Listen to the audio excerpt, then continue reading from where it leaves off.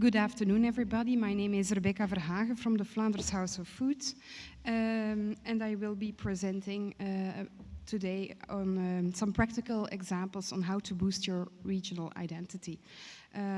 My colleague Julie will now start by saying the context.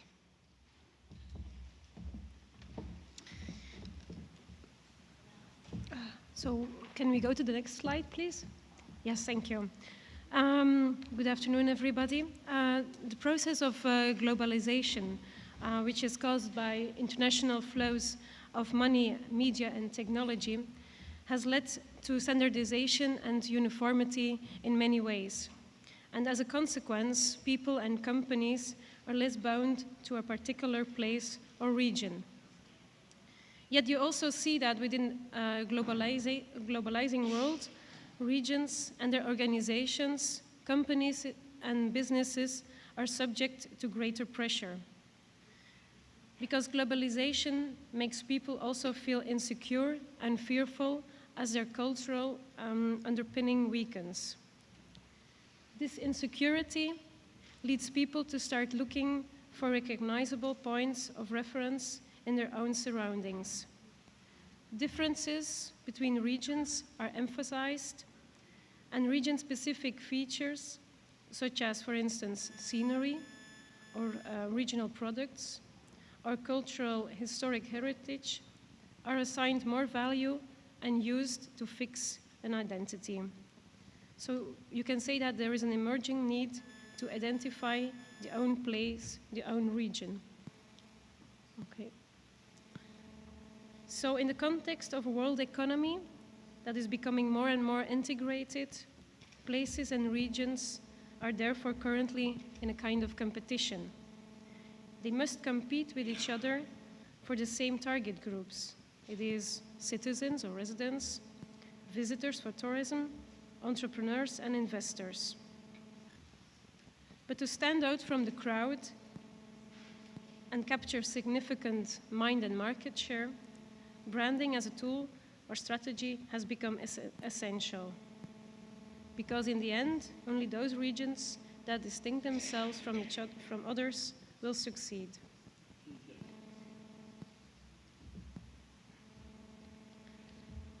So place branding is a promotional strategy that includes all activities that increase the attractiveness of an area as a place for working, living, and spending free time in. Place branding can be applied on cities, countries, and it can also be adapted to regions. Regional branding is therefore aimed at creating a more distinctive image or reputation which helps to increase regional competitiveness, which can then incorporate, for instance, new opportunities for touristic activities or products. So regional branding is the region's reputation, image, impression amongst potential visitors, citizens, entrepreneurs, businesses, and creators.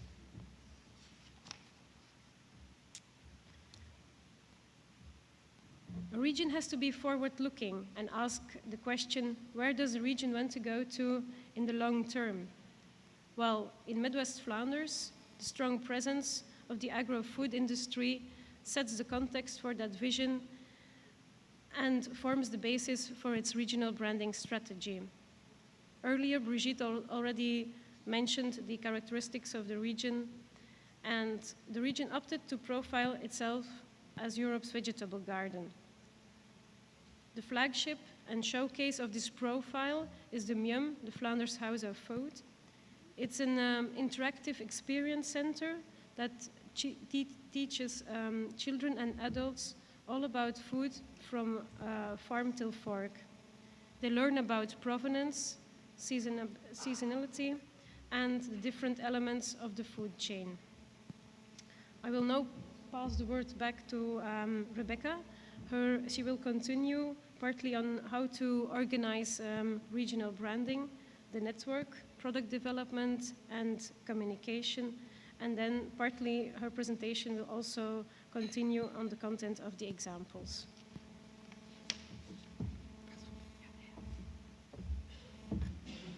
Thank you, Julie.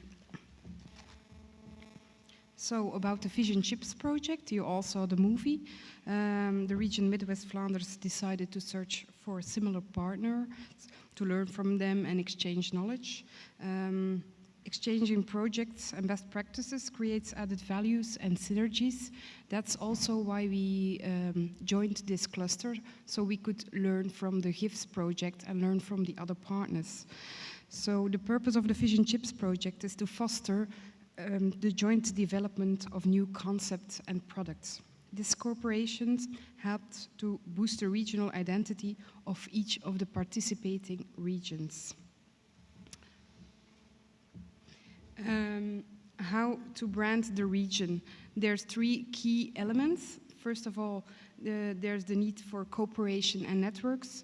Second of all, the product and service offering. And third, communication is also very important.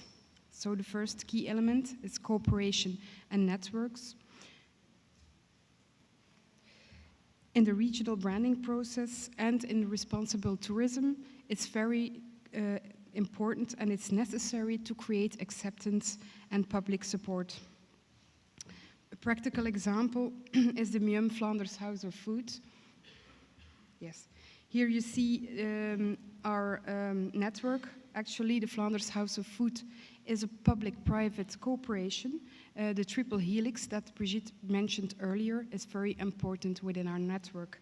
It's a consortium and a cooperation between businesses, government, and knowledge and research centers. Another practical example are the B2B meetings. We, as you saw in the movie, we had a B2B meeting with English and Belgian brewers.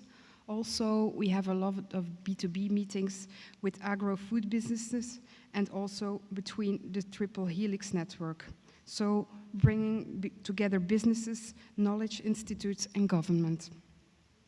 This is giving people the opportunity to share knowledge and experience, but also very important to join the forces and creating acceptance. The second key element is product and service offering. In order to attract or respond to the different target groups, it's necessary to offer products or services related to the unique sense of place, just like Dr. Goodwin said earlier or mentioned earlier in his presentation. A practical example from the Fish and Chips project. So first of all, within the Fish and Chips project, there was the Beers of Antwerp with their beer box. Second of all, there were the taste and food fairs. And third, there were the new distribution networks. The regional features and products are being used to promote the city or the region in a sustainable and responsible way. This is also related to the responsible tourism. Promoting regional products through local food fairs in combination with other activities for families raises awareness among the public with regard to the importance of the regional assets. This way, people feel more connected to their region, and this enhances responsible tourism as well. Now, Monsieur Bertrand Le Gallic from the University of Brest will now present a practical example on how fisheries and tourism interact through gastronomy.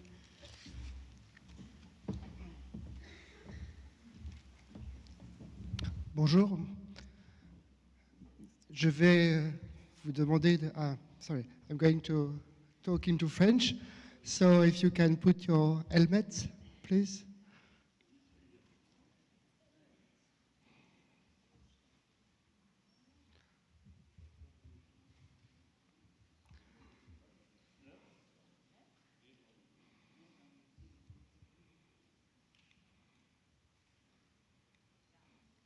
Is it okay?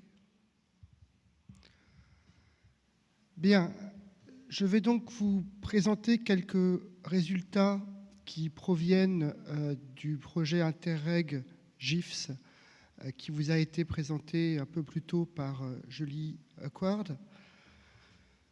Ce projet donc porte sur la zone du Finistère et j'ai choisi de commencer cette présentation par par cette image qui, je trouve, permet de représenter assez bien la manière dont on perçoit les choses dans cette session, puisque, alors, vous pourrez comparer avec les coiffes qu'on a ici, nous avons une bigoudaine qui est représentative de la culture, de l'unicité de la Bretagne, et en arrière-plan, nous voyons un bateau de pêche.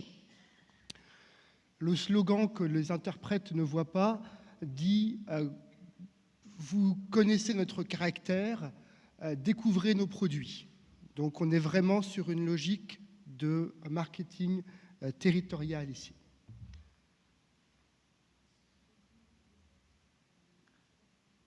Donc, je vais appliquer cette logique de marketing territorial au cas du Finistère, de la Bretagne en particulier, puisque c'est une région qui dépend de façon importante du tourisme.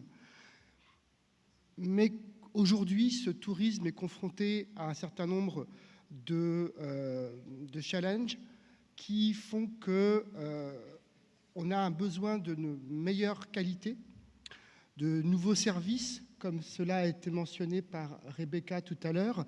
Le marketing territorial, c'est proposer des produits et des services qui correspondent à une demande. Donc pour faire un aperçu général du type de ces produits-services qui sont basés sur l'image pêche, produits de la mer, voilà quelques exemples. La langoustine. Donc pour ceux qui avaient la chance d'être présents ce matin à la démonstration, vous avez pu voir, à la démonstration de cuisine, pardon, vous avez pu voir quelques langoustines. Le homard, bien évidemment. Les sardines très traditionnelles de certains ports, notamment d'Ornenay. Et donc ma collègue Isabelle Durin, qui est présente dans la salle et qui pourra, s'il le faut, vous donner quelques informations complémentaires, a réalisé, dans le cadre du projet GIFS, une enquête sur une zone particulière qui est la Cornouaille française, puisque nous aussi, nous avons une Cornouaille. Et vous allez voir ici un certain nombre de représentations, en fait, de ce que l'on peut avoir comme lien entre pêche et tourisme.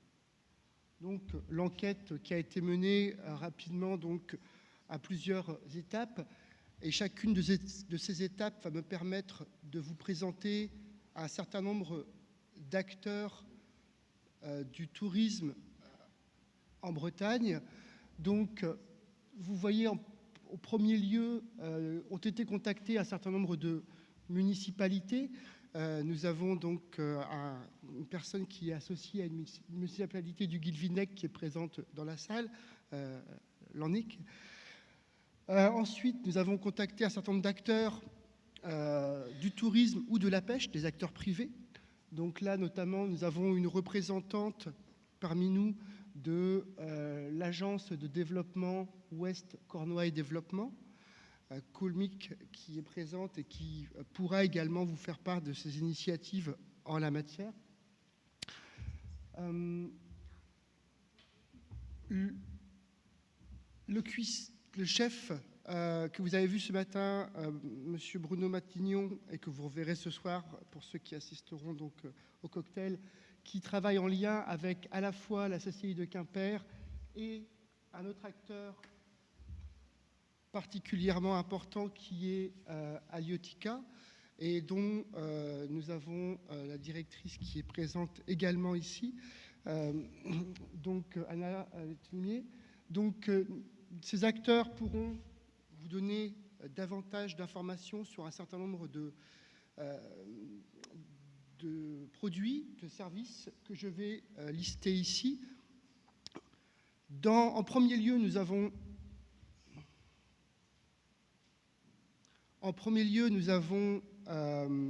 la présentation donc, du numéro 1 français en matière de vacances qui est Bellambra, en termes d'hôtels et de resorts.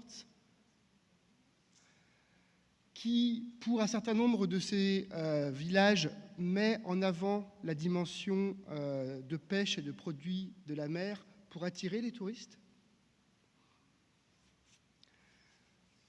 Mais, comme vous le voyez également sur cette diapositive à gauche, aujourd'hui, un certain nombre d'enjeux se présentent quant à la capacité de ce type de réseaux nationaux à pouvoir intégrer au niveau local la dimension pêche qui est présente. Donc, tout à l'heure, Rebecca parlait de ces questions de cohésion, de network, et c'est quelque chose qui n'est pas toujours facile à mettre en place lorsqu'on a une entité nationale d'une part et des acteurs locaux d'autre part.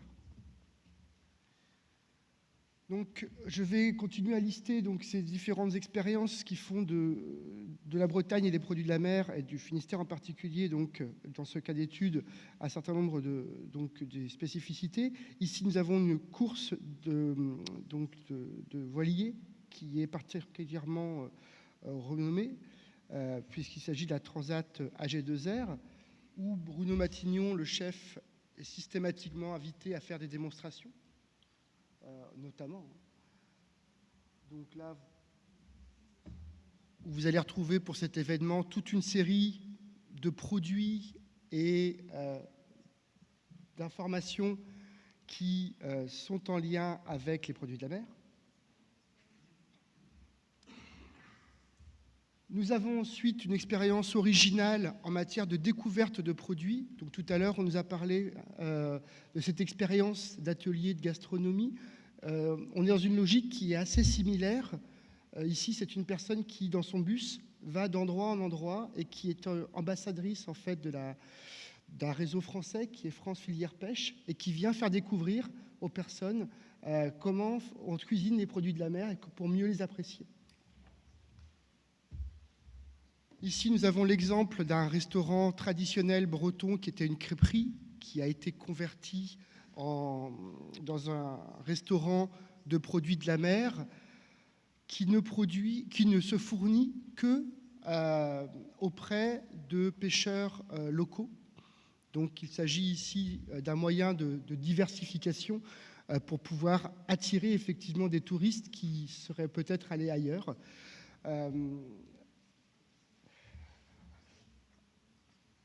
Donc, pour cette expérience ici, cet exemple, donc Coolmic pourra vous dire pourra vous donner, s'il besoin, d'autres éléments.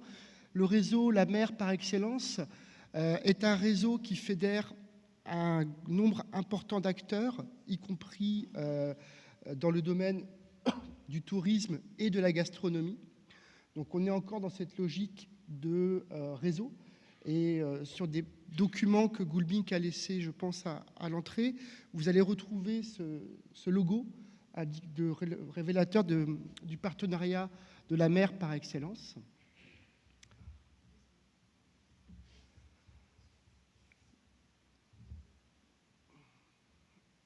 Et donc, Alioteca, qui est un exemple unique en France, voire peut-être en Europe, d'intégration de ces deux mondes que sont pêche et tourisme. Donc une expérience qui a été très fortement étudiée dans le cadre du projet GIFS notamment, qui présente un certain nombre de nouveaux produits avec depuis récemment donc une thématique qui est importante pour Tourfish, qui est cette notion de passage de la mer jusqu'à l'assiette. Et donc, vous pourrez avoir éventuellement, si vous le souhaitez, davantage de renseignements avec la directrice. Donc, pour ne pas prendre trop de temps, je vais revenir sur deux éléments qui me semblent importants et qui avaient été mentionnés par le professeur Goodwin tout à l'heure. Est-ce que c'est la pêche qui bénéficie du tourisme ou le tourisme qui bénéficie de la pêche? D'après ce qu'on peut observer aujourd'hui dans le Finistère et en Cornouailles en particulier, le tourisme utilise, comme d'autres activités économiques, utilise beaucoup l'image pêche sans nécessairement toujours redonner au secteur pêche une partie de ses bénéfices. Donc la question de l'intégration des deux secteurs se pose et on revient à la question de cette mise en réseau. Et de façon très particulière, on a aujourd'hui un certain nombre, y compris à une échelle géographique limitée comme la Cornouaille, un besoin de coordination, de centralisation des initiatives qui permettrait de proposer effectivement de façon plus importante et plus efficace ces nouveaux produits.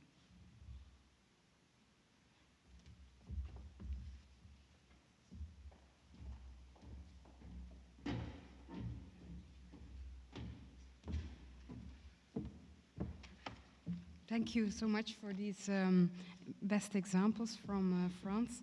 I will now continue with the third key element within the regional branding strategy. It's communication. So communication is very important in a region, branding a region. Next to the external marketing of the region, it's very important to market the region internally and take into account the desires and the ideas of the residents and local organizations.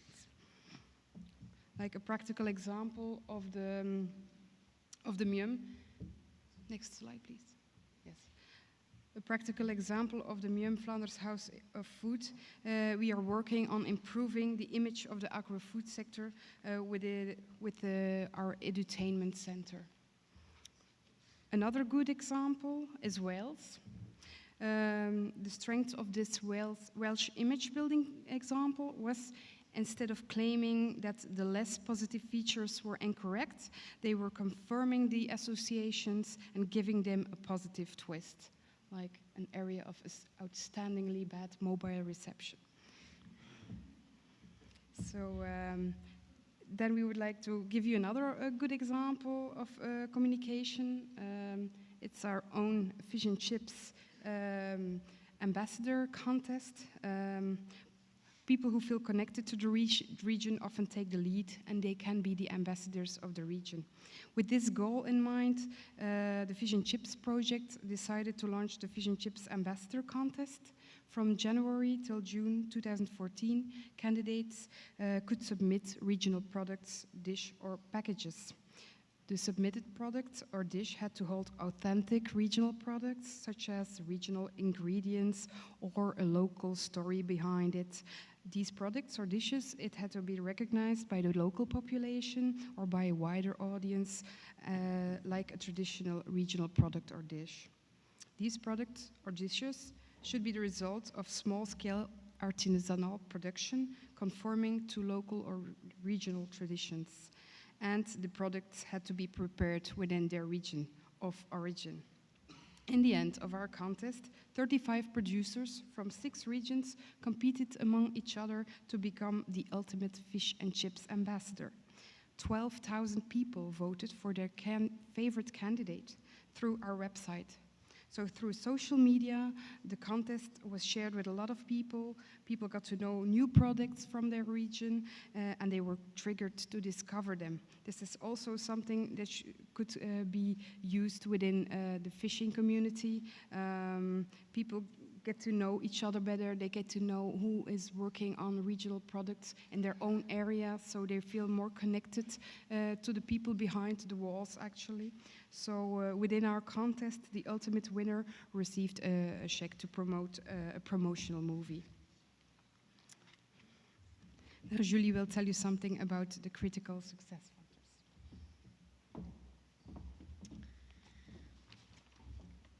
So some critical success factors to keep in mind. First of all, it's already mentioned, but cooperation and networks are very essential. It's not always easy, but very necessary. Then, secondly, you have to strengthen and highlight the unique sense of place, and everybody has to agree on it. So one vision.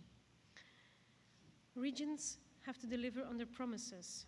It's necessary to create the right expectations, and the region has to make efforts to make itself attractive.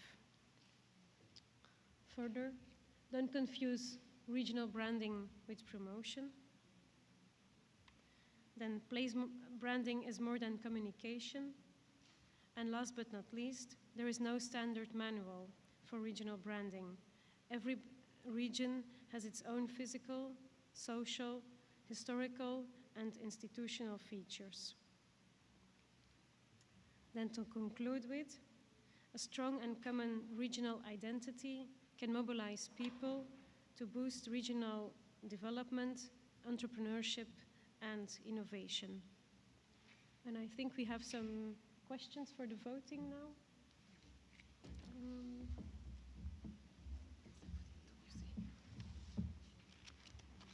Yes, you should look for your voting button system, because our first question is, are you satisfied with the way your region is being branded?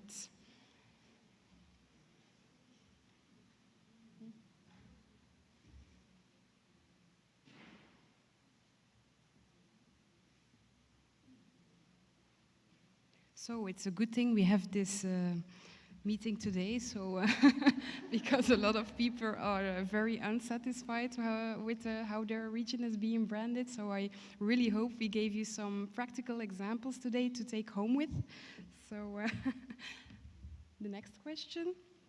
Do you want your regional government to invest more in regional branding? I can, of course, no, what the answer is 100% yes. So a big message to the government and of all regions and places that we have a lot of work to do. So that's why we have to keep spreading the message and keep clustering. So I really hope the people who are especially working on fish can learn from them, as we can learn from them too today. So then the next and last question, are all key stakeholders, so the Triple Helix, government, businesses, knowledge centers, involved in the development and or the branding of your region? So the network, is it really okay?